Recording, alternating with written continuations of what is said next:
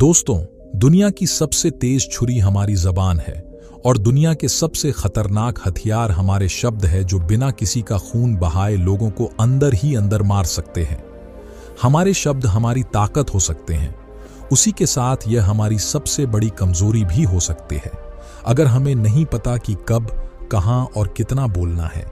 यदि हम सही समय पर सही इरादे के साथ सही शब्दों का प्रयोग करते हैं तो यह हमें एक सफल व्यक्ति बनाता है, लेकिन अगर हम सही समय पर सही इरादे से सही शब्दों का इस्तेमाल नहीं करते तो यह हमारे जीवन को नर्क से बदतर बना सकता है। तो चलिए जानते हैं एक कहानी के माध्यम से। दोस्तों, नेपाल में एक बहुत ही प्रसिद्ध बौद्ध भिक्षु रहा करते थे।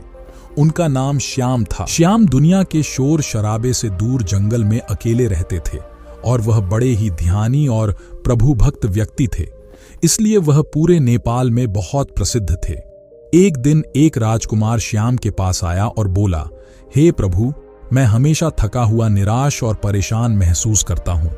मेरा मन बहुत अशांत रहता है। हालांकि मेरे पास सब कुछ है, दौलत, शोहरत, सुख, सुविधाएं जो हर व्यक्ति चाहता है या पाने की चाहत रखता है, लेकिन फिर भी मेरे अंदर इतनी अशांति और चिंता क्यों है? श्याम ने उसकी बात बहुत ही ध्यान से सुनी और कुछ सोचने के बाद कहा, क्या तुम इस प्रश्न का उत्तर जानते हो? तुमने कभी इस प्रश्न को हल करने की कोशिश नहीं की है? श्याम ने आगे कहा, मैं खोज करना चाहता हूं, क्या तुम मेरा साथ उसमें दोगे? इस खोज के बाद तुम्हारे जीवन में किसी भी तरह की अशांति और चिंता नहीं रहेगी। यह बात सुनकर राजकुमार बहुत खुश हुआ। उसने श्याम से कहा, बताइए, मुझे क्या करना होगा? अपने मन के शांति के लिए मैं कुछ भी करने को तैयार हूं। राजकुमार की बात सुनकर श्याम ने कहा, तो फिर अगले 15 दिन तक मेरे आश्रम में रहोगे और एक सामान्य व्यक्ति की तरह अपना जीवन व्यक्तित्व करोगे और इन 15 दिनों में तुम अकेले और चुपचाप रहोगे, जितना हो सके कम बोलोगे। राजकुमार सहमत हो गया।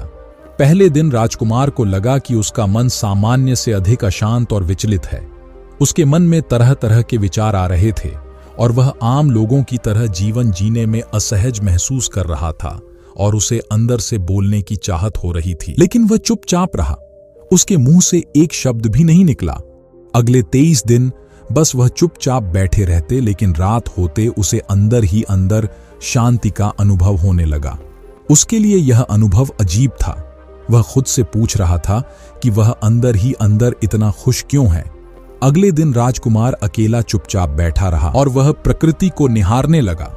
वह पौधों को, फूलों को, आकाश में उड़ रहे पक्षियों को देख रहा था।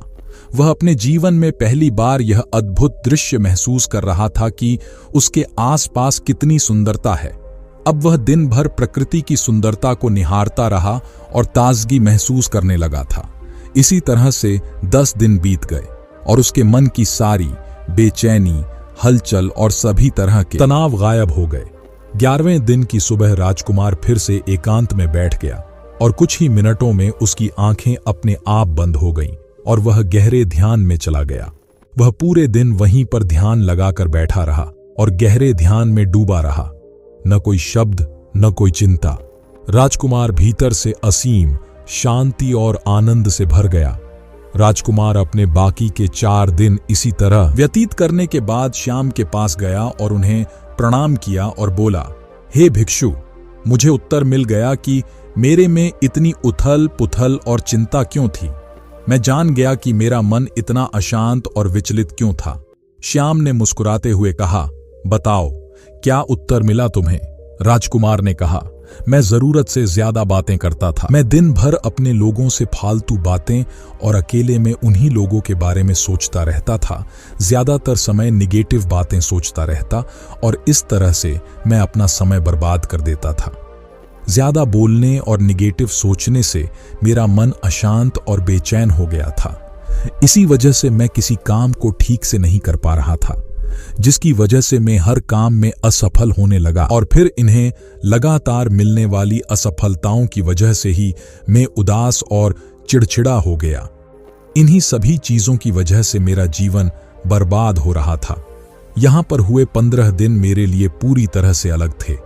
मुझे कुछ अलग ही एहसास यहां पर हो रहा था। अब मुझे ऐसा लग रहा है दुनिया में ज्यादातर लोग जरूरत से अधिक बोलते हैं, आज भी लोग ज्यादातर समय केवल दूसरों को नीचा दिखाने के लिए ही बर्बाद करते हैं। श्याम ने राजकुमार को चुप रहने का महत्व समझाते हुए कहा, एक बार गौतम बुद्ध से उनके एक शिष्य ने पूछा, आप ज्यादातर चुप क्यों रहते हैं? तब बुद्ध उन्हें चुप रहने के फायदे को समझाते हैं।